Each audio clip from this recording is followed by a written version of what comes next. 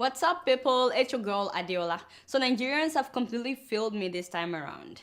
When more than 200 girls were kidnapped, you know that more people protested outside Nigeria than Nigerians in Nigeria. What happened after that? It's been 9 months. Life goes on as usual. But how in the world would 2,000 people be slaughtered in one day? One day. And Nigerians are not out on the streets to get our leaders to do something? Even if the labor union has been bought over, schools, universities, student unions by now should be protesting. What is wrong with us? If increasing the price of petrol can make us make so much noise and go out to protest, the slaughtering of 2,000 people should cause a revolution in Nigeria. Oh yeah, I forgot. We are not directly affected. They are not in Lagos yet. Yes? Yeah, they are not in Lagos. So we could care less, you know? That has always been our attitude in Nigeria. The same way we don't care about what happened during Biafra. I'm talking about Nigeria's civil war. In fact, it is rarely mentioned in school that more than 1 million Nigerians died in an act of genocide in Nigeria. We didn't care then and we don't care now. 16 villages were burnt down. Amnesty International said they've never seen anything of this magnitude. They released the satellite images of the before and after pictures saying that at least 3,700 homes were burnt down. 3,000! So it's possible that the casualty will be more than 2,000 if they burnt down 3,700 homes. This was an operation that took hours. I mean, a lot of people could have been rescued because Boko Haram took their time. Yet, the Nigerian Defense Headquarters said that only 150 people were killed and that most of them were Boko Haram members, killed by soldiers.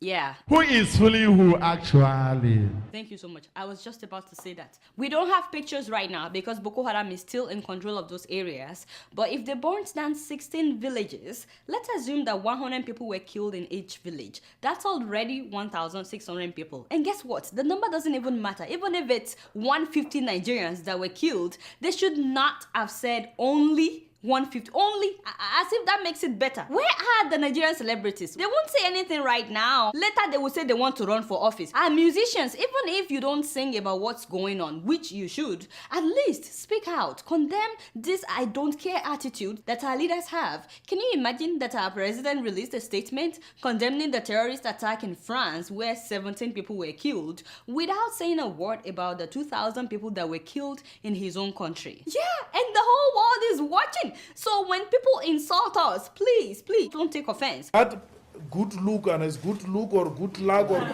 whatever the name or bad luck, I don't know. He's quick to release a statement about the killing of Paris and don't say anything about the killings in his own country. That is an irresponsible, leadership.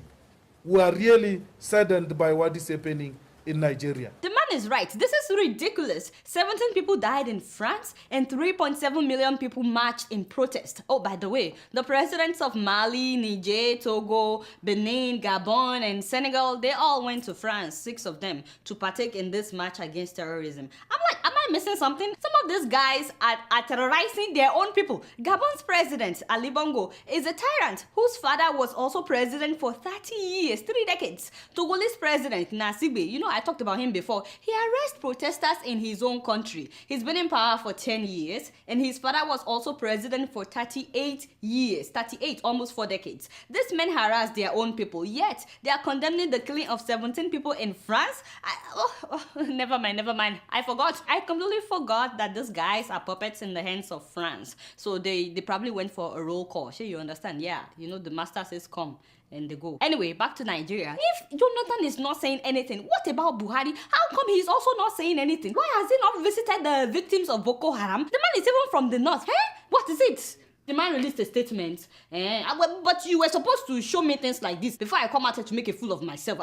Get your ass together. I'm paying you to make me look good. What is wrong with you? Speaking of elections, both candidates have been traveling everywhere, trying to tell people why they should vote for them, which is great. And in fact, Nigerian President Goodluck Jonathan went to Borno and Yobe State. I'm talking about Boko Haram territories. And I really commend him for that. No matter what people say, Maoga, trust me, it's the right thing to do. And I'm sure that a lot of people agree with me. Nice one on the visit to Borno State. Yes, however, dear President Jonathan, you are some months late. Haba, Nigerians, cut the man some slack now. This man is trying. No, honestly, why is it so hard to please you guys now? At least he went. What is the hashtag for the Borno visit of President Jonathan? I don't want to lose election, desperate for votes, or I was sleeping. Tolu Ogulesi. How many times did I call your name? Emeta. God knows your house number, my brother. What is this now? Mind yourself. No, I don't like this kind of disrespect. I don't know why Nigerians are not impressed that President Jonathan went to Borno State a month to the election. I'm impressed, and that is all that matters. Carry go, my yoga. Another thing Mr. President has done, which I really commend, is that he just released 5.7 billion naira for the victims of the 2011 post-election violence. And how many years did it take him? 12, 13, 14, 15? 4 years. I mean, it took him 4 years, but better late than never. What are people saying? I hate to say this about my president, but I think that something must be wrong with this man. I think I have to give you a lecture on the kinds of comments that you would be giving to me to read on this show. How many times have I warned you, this person doesn't even know what we are talking about. Campaign 2015 started bribing the state. Actually, I can't blame this person because most of the states that he gave the money to are northern states, except Akwa Ibom. We're talking about states like Adamawa, Bauchi, Jigawa, Katsina, Kano, Niger, Sokoto, and Zamfara states, where most people may not want to vote for Mr. Jonathan, which is why a lot of people are expressing their concerns that is this money really for the violence that happened in 2011 because he could have given it out since 2011, or is it trying to buy votes? I mean, this is not me. This is what people are saying. And you know that a lot of people, they talk too much. And speaking of the 2011 election violence, you know that many people believe that it was perpetrated by General Buhari. I touched on it last week, but then about 10 people sent me this video that I'm about to show you. All around me are familiar faces, worn out places, worn out faces. Bright and early for the daily races, going nowhere, going nowhere.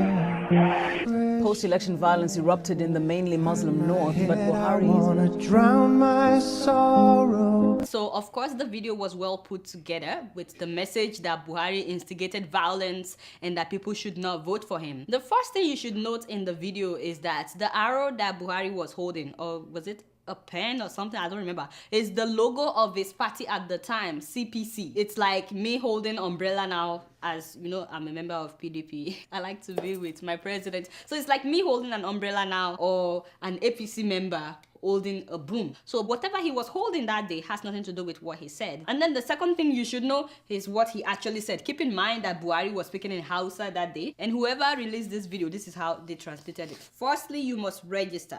Come out and vote. You guide, protect, escort to the collation center, and wait till the result is counted. And then he said the Hausa proverb that I mentioned last week, please don't make fun of me, Kari Jini Biri Jini. So he said that, and that's what they translated as, anyone who stops you, kill them. But then I spoke with some Hausa people, and so many people sent me their translations. Listen to this.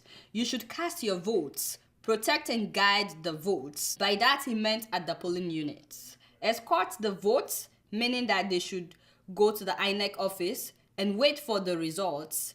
And then prevent, deny, repel whoever tries to tamper with the process. Again, I'm just presenting you guys with facts. Whatever you decide to do with it, that's your decision. And keep in mind, this was before the election. He didn't know then whether he would win or lose. As a matter of fact, he was really convinced that he would win then. So if you were hoping that you would win an election, why would you say they should go and kill people? But you know, one thing I didn't like about this video is the fact that they cut out some things. Post-election violence erupted in the mainly Muslim north, but Buhari Wait a minute, something has been taken out. Call it a war. You have the original copy, right? Post-election violence erupted in the mainly Muslim north, but Buhari is urging people to stay calm and to obey all laws. Why do you think that these people, whoever put up this video, won't want the world to know that Buhari was calling for order while the violence was going on? In the last 24 hours, there has been a spate of violence across certain parts of the country. This has included the banning of churches and is a sad, unfortunate, and totally unwarranted development. I must say that this is a criminal act that is not initiated by any of our supporters, and cannot therefore be supported by our party. I would therefore like to seize this opportunity to dissociate myself and the Congress for Progressive Change, CPC, from any such act. I must emphasize that what is happening is not ethnic, religious, or regional. Why wouldn't they want people to know? Oh, yeah, because they're the ones telling people that Buhari was the one that instigated it. I want people to make sure their votes count. When they vote, first they make sure they vote. As we are saying now, get the permanent voters card. Make sure you vote. Make sure I say around your vote counts. That's all what it means. So you may ask me, why would people resort to violence if he didn't instigate it? Well, because many people believe that Buhari won that election of 2011, but that INEC rigged it. As a matter of fact, there are evidence that Buhari's vote counts in 2011 were cut down 40% by INEC. Buhari went to INEC and said to them, there has been evidence that this election has been rigged. And then INEC said to him, don't worry, we'll take a look at this. And the very next day, they declared Jonathan as the winner.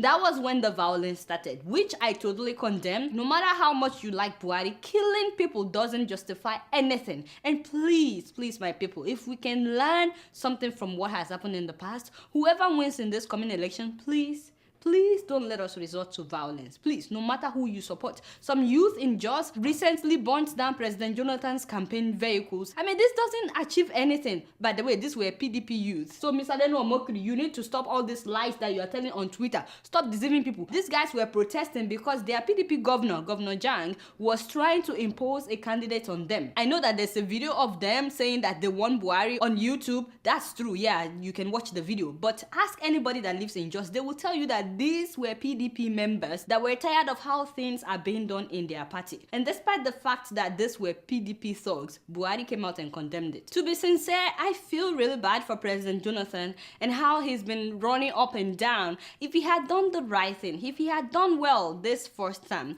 this would have been the easiest election for him to win without having to visit kings, rulers, or Obasanjo. And is it true that Obasanjo said that if Jonathan wants to see him, Pastor Adeboye and Pastor Oyedepo must be present? Hey! Now, wow, Baba Iyabo, hey, Buhari also went to see Obasanjo. Why is everybody going to see Obasanjo now? You know that I also want to be first lady someday. Does that mean I will also have to go and see Obasanjo? What is going on? Just imagine these people. And what is this, my friend? What is the meaning of this? Take it down. Take it down. What is wrong with you now? You don't say that an elderly person like. There's the way you present things with respect. With respect. Children of nowadays. They have no respect. Anyway, my people, what Koledowo was trying to say is that, is it possible for somebody to make sure that President Jonathan sticks to the speeches they've written for him whenever he's doing this campaign thing? Because honestly, it's not good to let the man loose like that. As in to let him, just run his mouth. I'm not trying to insult him. I'm just trying to say that he needs to stick to papers. Because, some of what he's saying, he's making some people not want to vote for him. And I'm here trying day and night to get people to vote for Mr. President. Why would he go and say something like this? Somebody who wakes up and tells young people of 23 years old that he wants to fight insecurity, ask him, when he was the head of government, did he buy one rifle for a Nigerian soldier? These people did not buy anything for the Nigerian soldiers. They refuse to equip them. Everything dead, no attack helicopters, no nothing. You see what I'm saying? Unfortunately, we found out that according to records, more weapons were purchased for the Nigerian army during Buhari's time in office. Buhari spent 18 months, by the way, and he purchased more weapons than any other time in Nigeria. It is a public record. Anybody can find this information. Just go on this website. So it is a public information, which Mr. President should know, by the way, before, saying something. But, nobody would have known if Mr. President didn't say what he said. No country equip armed forces overnight because what they use are quite expensive. Armed forces are built over the years. That's okay. You like too much trouble. Anyway, the man also said that he will minimize terrorism if he's re-elected. Che! Mayoga. First of all, I'm not sure if the word minimize is what people want to hear right now in Nigeria. I think they are looking for words like eradicate, completely eradicate. Remember that we used to have this terrorist group called Maitasini, which Buhari eradicated when he was head of state. So it is possible to eradicate Boko Haram. Secondly, why do you need to wait for the election, sir? Before you will minimize stroke eradicate Boko Haram. And for Buhari, how do you forget the name of your running mate? Mayoga, see, the moment you decide to run for office, there are some names that you have to get done once and for all. My vice presidential candidate, Professor Yemi Osunbade.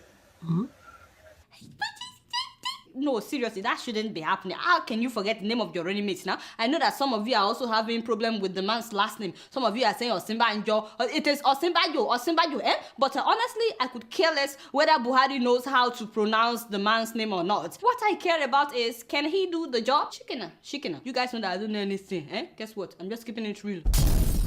Now, more than 6 years now, an American lady has been doing a lot of empowerment works in Tanzania, Kenya, South Africa. Meet Crystal Watley Kigoni. She studied Internet Communications and Technology for Development here in the US, and she started Voices of Africa Foundation. Together with her husband, who is Kenyan, they are empowering people in different African countries with access to information, especially by providing them with internet connections. They are teaching organizations, including hospitals, how to integrate technology to better serve their people. This woman will take internet providers, I'm talking about Wi-Fi's, to remote villages and teach people how to browse, even if it's on their cell phones. And she's connecting them with healthcare personnel in the city. She's very passionate about linking villagers with adequate healthcare, especially women. And many local hospitals have partnered with her and her husband, so they are able to distribute health supplies in villages. I should say that Crystal also studied international health and development for her master's program here in the US before going to Tanzania. Also, her and her husband have a house for homeless boys. They will pick them from the streets, boys that are sleeping on the street. These boys are between the ages of 8 and 18. They are providing them with food, clothing, and education. And then they teach them to be responsible and learn to fend for themselves, even if that means doing farming as they are going to school. I think that they have about 14 boys now, and the boys come and go. So when they grow up and learn to survive on their own, they leave this house. So that's like adopting 14 children, and they have 2 children of their own. So this couple, they're doing a lot. Not only that, they provided solar power and tablets to 5 schools. In fact, last year, they provided food for more than 240 street children. They helped hospitals to develop systems that would reduce infant mortality, and they worked with at least 6 district hospitals. And then they opened a children's home for the boys. But why am I telling you all this about Crystal and her husband? Well, the wonderful work that they've been doing in Tanzania may be coming to an end. First of all, since she went to Tanzania, so many of the local people have been trying to extort money from her, thinking that because she's white, she would be rich. So she would talk to someone on phone about buying something, and they would agree on a certain price. But when she shows up in person and they see that she's white, they would instantly double the price, which leads to my second point. Donations have not been coming as they used to. And this is a foundation that depends solely on donations. All I know is that Crystal is now talking about leaving. In fact, she's been asking people on Facebook if anybody can get her a job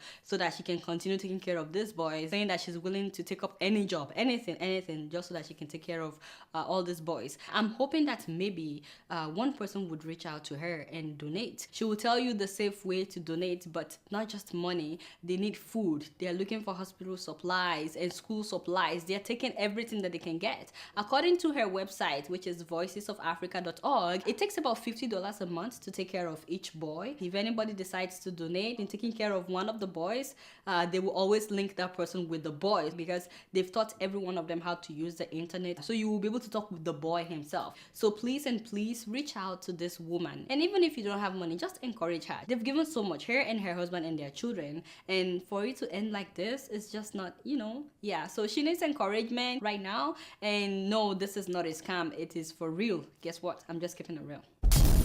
Moving on to Uganda, a country of 35 million people, 77% of the population is under the age of 30. And guess what? 83% of those young people are either unemployed or underemployed.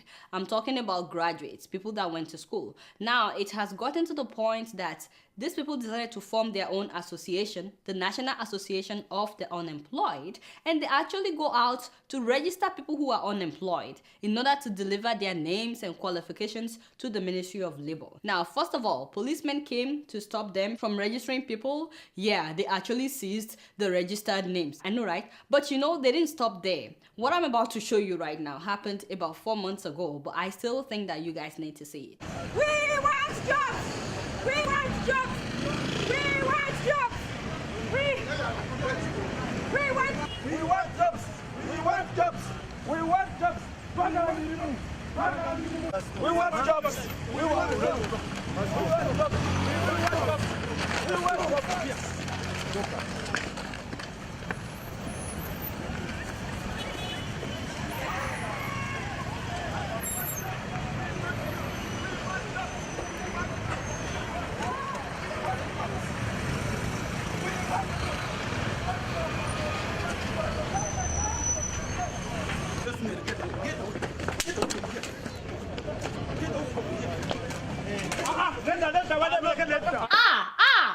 Thank God that I'm saved and sanctified. Play it one more time. Exactly what is this government afraid of? If people are saying that give us jobs, and your solution is to arrest them, whoever gave that order, first of all, has to see a psychologist, because there is something wrong with the processor of the transmitter inside his or her oblongata peripheral. So you understand? Even a little child knows that, oh, what about the idle hand is what, how do I translate that, my brother? Help me out. An idle hand is the devil's workshop. Thank you, you're that for. If you don't provide jobs, you cannot avoid high rise in crime rates. I know that the video was funny, but honestly, this is a serious issue. You know, I almost cried after I listened to one of the guys. 50 people are fighting for only one job. Government has a duty to provide jobs for its people. I'm still a student, but I'm worried. Because I know after finished my degree, I'm going to suffer. I have 2 brothers at home who finished their studies, but they have not gotten jobs up to now. This is our country. People like Kajura should resign. Museveni should resign. We are tired of him. Grandfathers like Kenya, Kajura, Museveni should resign. They should resign so that they can create jobs for us youths. Why is that we have been neglected? It's government's duty to provide jobs for its citizens. I'm not going to stop. I'm still registering youth without employment. It's government's duty, and it's stipulated in the constitution that it should provide jobs for its citizens. Amen to that. It is the responsibility of the government to provide jobs for its citizens. It is now. I hope Nigerians will know this and wake up as well. You all had the guy that his 2 brothers have been sitting at home for a long time with no jobs. People are desperate, and then they will say that young people are getting into robbery and internet scam. What do you want them to do? By the way, he brought up the most important point. Mr. President needs to resign. 28 years in power, 3 decades, only you. I know that the man started well. They got rid of Idi Amin. You remember Idi Amin of Uganda? Yeah, he was the one that ushered in a democratic rule and brought about economic growth in Uganda. But after testing power, Baba Museveni also has refused to let go. He has refused to let go, and he's grooming his son to succeed him. 3 decades under the father. The man got rid of term limits completely so that he can run for life. You see, corruption has escalated among officials during his time. Britain and other donors in 2012, they suspended millions of dollars aid money after finding out that some of the money that they were sending to Uganda were going into private bank accounts of officials. So you understand? Meanwhile, young people are there suffering. In case somebody knows somebody that knows Mr. President, please tell him this is a new year. We are hoping for a better Uganda. He doesn't even need to wait till next year that they will have election, 2016. He can just resign right now. But you guys know that I don't know anything. Guess what? I'm just keeping it real. Before I leave today, I like to read some of your emails, and the first one is from Muyiwa Olatunji, and he says, "Hi Adeola, There's no doubt that you're playing a positive role in exposing what's taking us back, particularly in Nigeria and Africa in general. It will be highly appreciated if you can educate our people the more on what should be the general yardstick in choosing our leaders. Thank you so much, Mr. Amuyiwa Olatunji. Actually, I try to, say it indirectly. I guess, one of this episode I will still talk about it, but I'm just afraid of what else would happen if things continue like this in Nigeria. So I'm hoping that Nigerians will not think about candidates' religion or ethnicity and just be sincere within themselves that who do I think can do this job? But thank you so much, my brother, for sending this email. I'll continue to expatiate more on this on these issues. The next email is from Susan Daniel, and she says, "Hi Adeola, help us to talk to government and people in charge of electricity and power in Umuahia. No steady power since the past 5 to 6 months. The people living at Afara area, New Olokoro Road, down to Umuabia have been in darkness for the past 5 to 6 months. Our health is in danger due to air pollution in this overpopulated area. Remain blessed." Oh, thank you so much, Susan. I cannot believe this. No electricity for 5 to 6 months? Please, whoever, oh God. If anybody is watching this show and you know somebody that can help this community in Umuahia, please help them out. 5 to 6 months with no electricity. I can't even imagine it. I can't imagine no electricity for 2 days. Talk less of not having electricity for months. So please help my people. Our next email is from Sahid Adebayo. And he says, "Hi Adeola. In September of 2013, the Oyo State Scholarship Board urged Oyo State indigents in Nigeria and abroad to apply for the State Scholarship and Bursary Awards. Every applicant was mandated to pay an application fee of 1,000 naira. You're kidding me. You pay to apply for scholarship? Hey, Naija! Everybody paid 1,000 naira because they wanted to apply for scholarship. That is how they collected the scholarship now. This is a scam. I just got admitted to a UK university when I applied for this scholarship in 2013. Today, I'm already done with my master's. I've started working, yet no feedback from the scholarship board regarding the outcome of our application. Oh my god. I still checked their website recently and it's not been updated for over a year now. They claim that they contracted the application process. Wait, they are contracting applications for scholarship? Now wow. They claim they contracted the application process to a company called Fega Solution, but all attempts to contact that company has yielded no reply. Oh my god, my brother, I am so sorry. You completed your master's program and you've not had anything about the scholarship that you applied for. You see how they scam people in Nigeria. This is a state government scamming its own people, or your state government. Yes, whoever is watching this show from Oyo, talk to your governor. Tell him that people know about how his officials are collecting money in the name of scholarship. This is such a shame. What a shame. And please, to all the students that may be watching, it doesn't matter if you're undergraduate, master's or PhD. You do not pay for a scholarship application. No, you don't pay for scholarship application. If they tell you to pay, it is no longer scholarship. So you understand? Thank you so much, my brother, for sending this. Alright guys, that's all the time that I have for emails today. Please keep sending your emails to adeola.keepingitreal@gmail.com. Alright y'all, it's been real and I'm keeping it real right up in here. Until next week, I'm gonna see y'all later. Peace out.